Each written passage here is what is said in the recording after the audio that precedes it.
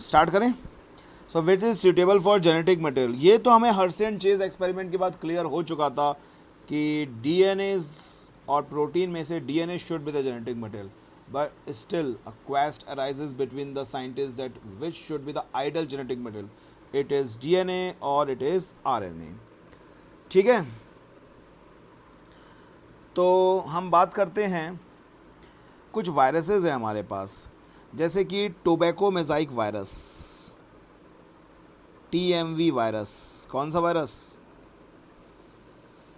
Tobacco mosaic virus. तंबाकू के पौधे में ये एक मोज़ाइक डिसीज़ करता है, टोबैको मोज़ाइक वायरस। ओके। इसमें जो कैप्सिड होते हैं, कैप्सिड क्या होता है वायरस में?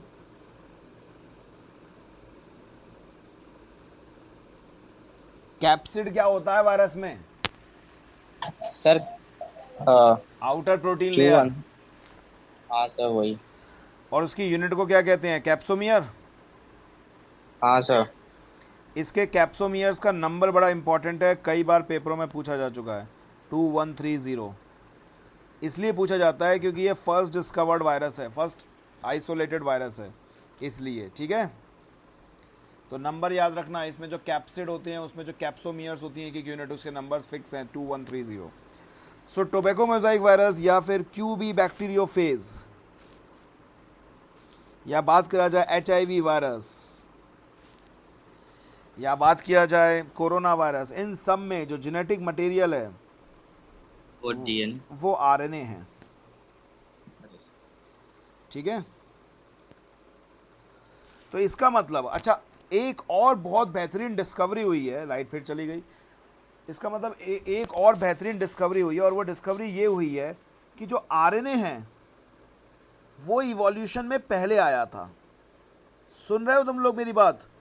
गजब की बात बता रहा हूं मैं तुम्हें।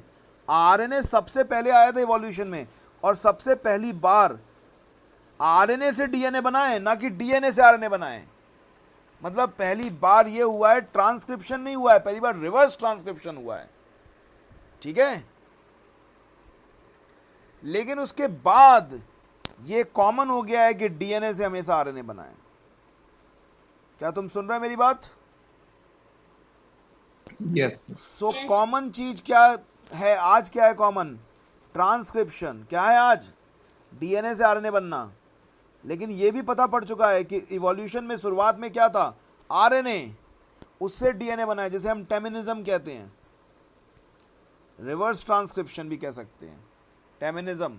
इसे टेमिन नाम के साइंटिस्ट ने, दो साइंटिस्टों ने डिस्कवर किया था।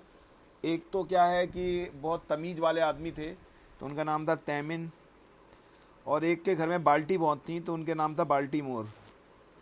तो ये दो वायरस हैं, मतलब दो वायरस हैं, सॉरी, ये दो आदमी हैं, वायरस का है कोई, ये दो आदमी हैं जिन्होंने बताया कि टेमिनिज्म मतलब डीएनए से आरएनए बन, आरएनए से डीएनए बना। और बाद में ये भी पता पड़ा इवोल्यूशन में सबसे पहले क्या आया था? आरएनए की डीएनए,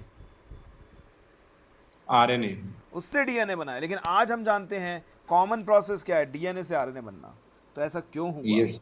ऐसा क्यों हुआ? ऐसा क्यों डीएनए हुआ? डीएनए एक प्रीडोमिनेंट जेनेटिक मटेरियल क्यों बन गया? तो let's find out the answer. Okay, तो अगर हम लोग बात करें, राजीव। आरएनए के साथ एक सबसे बड़ी दिक्कत थी, आरएनए जो होता है वो बहुत ज़्यादा रिएक्टिव है। ठीक है, जबकि जेनेटिक मटेरियल जो है उसे केमिकली एंड स्ट्रक्चरली स्टेबल होना चाहिए। सो genetic material, so ideal genetic material हम जानना चाहते हैं कि कैसा होना चाहिए। हम पहले तो क्या जानना चाहते हैं? आइडियल जेनेटिक मटेरियल क्या होना चाहिए, और फिर देखते हैं कि उस कैटेगरी में डीएनए सही फिट बैठता है कि आरएनए सही फिट बैठता है। ठीक है, सो आइडियल जेनेटिक मटेरियल की क्या खूबी होनी चाहिए? It should be stable, so it should be chemically and structurally stable। ठीक है, और आरएनए हमारे इस कैटेगरी में फिट नहीं बैठता है, क्योंकि आरएनए जो होता है, अभी हम इसके मॉलिक्यूल का स्ट्रक्चर की बात करेंगे, तो उसमें 2 प्राइमर जो OH ग्रुप मौजूद होता है, एक उसमें हाइड्रोक्सी ग्रुप मौजूद होता है। आरएनए में क्या होता है? आरएनए में एक हाइड्रोक्सी ग्रुप होता है उसके 2 प्राइमर एंड पर, ठीक है, और वो बहुत ज्यादा रिएक्टिव होता है, तो वो रिएक्शन में पार्टिसिपेट कर जाता है। आरएनए आरएनए क्या कर जाता है? रिएक्शन में पार्टिसिपेट कर जाता है। इसीलिए तो कोरोना वायरस बहुत जल्दी म्यूटेट कर रहा है, क्योंकि उसमें आरएनए है, तो वो तुरंत म्यूटेट कर रहा है। कुछ सुन रहे हो तुम लोग मेरी बात? सर ये रिएक्ट करता किससे है? केमिकली रिएक्ट किससे करता है? बॉडी में जो भी स्ट्रक्चर्स होते हैं हमारे, उससे रिएक्ट करता है। जो भी रिएक्शंस होती है, नॉट स्ट्रक्चर, जो भी हमारी बॉडी में रिएक्शंस होती हैं उनसे रिएक्शन, उसमें रिएक्शन में पार्टिसिपेट करता है। एज अ कैटलिस्ट भी वर्क करता है। Okay sir. ये कैटलिस्ट भी वर्क करता है, याद रखना, आरएनए, ठीक है। तो ये रिएक्टिव मॉलिक्यूल है। कैसा मॉलिक्यूल है ये? रिएक्टिव। एक बहुत स्वीट वॉइस आ रही है बीच बीच में, जैसे कि कोई घड़ी चल रही है उससे। ओके, हमने ग्रिफिथ का ट्रांसफॉर्मिंग एक्सपेरिमेंट देखा था,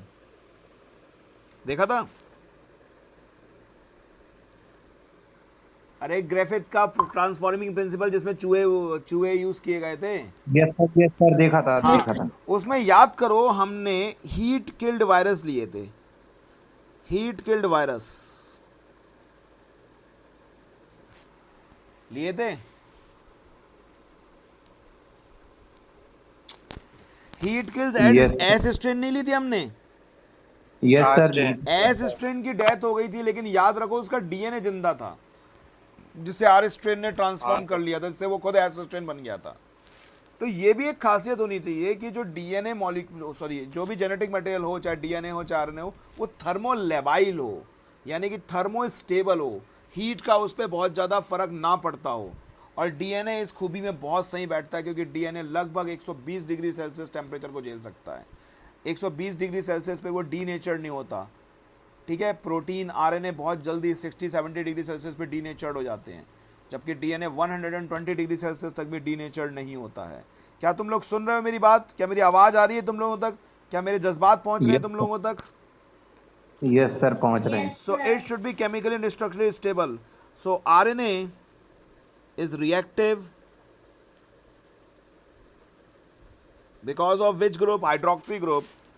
And DNA should be genetic material. तो पहली बात तो ये साबित हो गई कि आरएनए रिएक्टिव होता है, तो डीएनए को जेनेटिक मटेरियल होना चाहिए, ठीक है।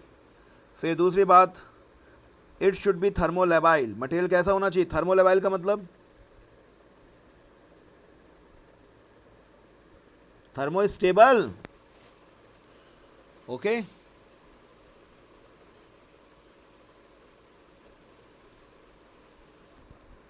बोलो, थर्मोलेबाइल का मतलब थर्मोस्टेबल। Yes sir. और डीएनए के साथ एक और खासियत है कि डीएनए के जो 2 स्ट्रैंड होते हैं, वो अगर अलग भी हो जाए हीट करने पे, तो अगर लोअर टेम्परेचर कर दोगे ना, तो वो आपस में रीगेन कर लेते हैं, आपस में जुड़ जाते हैं, उनके हाइड्रोजन बॉन्ड वापस आपस में जुड़ जाते हैं। जो कॉम्प्लीमेंट्री स्ट्रैंड होती हैं डीएनए में, उसके दोनों के हाइड्रोजन बॉन्ड आपस में जुड़ जाते हैं अगर लोअर टेम्परेचर कर दो। हाइयर टेम्परेचर पे भले ही वो अलग हो जाएंगे, लेकिन लोअर टेम्परेचर वापस जुड़ जाते हैं।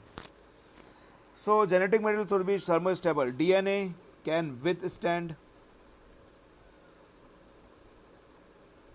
मैक्सिमम 120 डिग्री तक टेम्परेचर झेल सकता है। कहीं कहीं पे आपको 105 लिखा मिल जाएगा,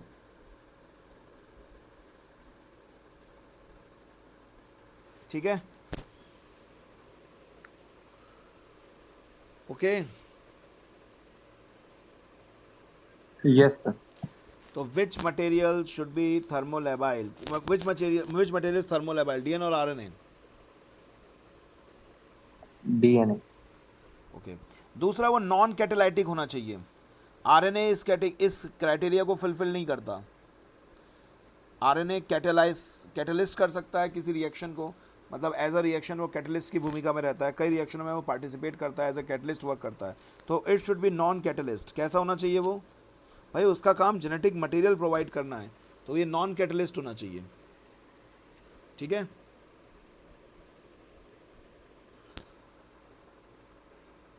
RNA is catalyst. RNA is catalytic in many reactions.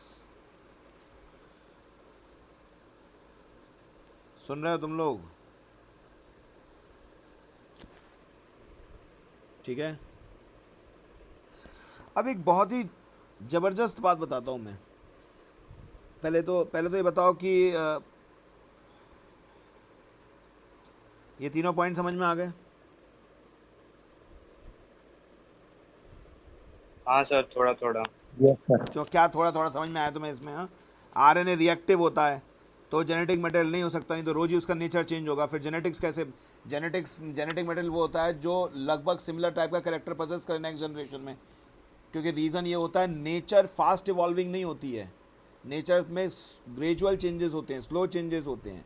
मान के चलो आज हम जिस प्रजाति के दिख रहे हैं, अगली प्रजाति बिल्कुल ही अलग टाइप की दिखने लगे हमसे, उसकी अगली अलग ही दिखने लगे, तो हो सकता है एक कंडीशन में नेचर से वो एलिमिनेट हो जाएं, क्योंकि नेचर में चेंजेस स्लो होते हैं। तो नेचर के स्लो चेंजेस के साथ हमें चलना चाहिए। तो material should B genetically stable.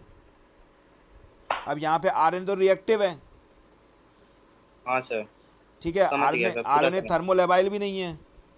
हाँ, ऐसे कह नहीं आया, ऐसे मत कहा करो, मतलब नहीं आया तो बता दिया करो, एक वैसे ही कह रहा हूँ। अब हम बात कर सर रहे बुरा हैं, नहीं वैसे ही कह रहा था मैं। अब हम बात करते हैं, एक इम्पॉर्टेंट बात सुनो। तुम्हें ये तो पता है ना कि डीएनए में क्या क्या होते हैं? ए जी, लो जी, सुना है ना तुमने? ये ए जी टी सी होते हैं। Yes sir. और यस सर। आरएनए में क्या मौजूद होता है? ए जी यू सी, याद है? Yes sir. ये थायमिन की प्रेजेंस भी एक्स्ट्रा स्टेबिलिटी देती है। थायमिन की प्रेजेंस भी एक्स्ट्रा स्टेबिलिटी देती है। क्या देती है थायमिन की प्रेजेंस? बोलो।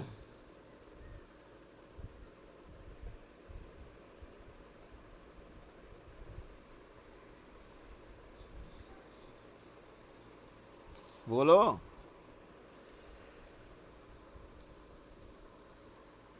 अरे बोल क्यों नहीं रहे? क्या हो गया, नेट चला गया क्या? ओहो।